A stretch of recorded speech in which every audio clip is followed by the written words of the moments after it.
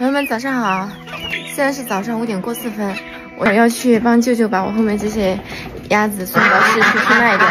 我们看一下今天卖鸭子能换多少钱。最近舅舅很忙，没有空去市区卖鸭子。今天我就负责帮他去城里把这些鸭子卖掉。第一次卖鸭子没经验，希望能一切顺利。把鸭子装好车，天也亮了，收拾好了各种工具，还拿了柴火和铁锅。有些客人可能会要求现杀跟拔毛。开上小皮卡，准备出发了。舅舅特意叮嘱不要走高速，走国道，可以省下一笔过路费。到目的地了，这边是批发市场。每年舅舅的鸭子都很好卖，很多都是提前预定好的。15亿斤的鸭子，看一下全部卖完能换多少钱。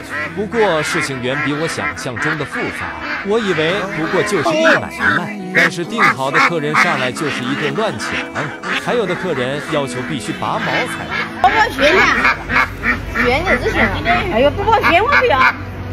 根本应付不过来，好在最后在旁边做水果生意的二姨一家帮忙解决，才慢慢步入正轨。不仅把订好的鸭子全部妥善送到客人手里，还卖完了剩余的鸭子。接下来就是给鸭子拔毛，很多人觉得拔毛太麻烦了，所以宁愿花10块交给别人做。但是这个活不是专业人士真的干不了，一根一根的拔，把我们累得够呛。幸好大家齐心协力，还是全部弄完了。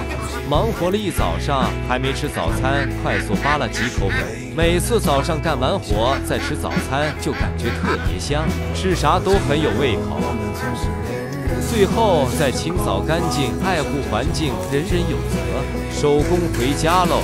刚才算了一下，20只鸭子一共卖了1200块钱，这是舅舅养鸭子1个多月的收入，除去买鸭苗和喂养成本，到手大概200块钱左右。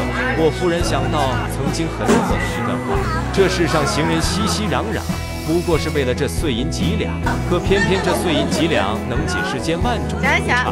成年人的生活大概就是这样，为了让自己、让家人过上更好的生活，再苦再累也要咬牙挺住。让我们致敬每一个正在努力生活的人吧。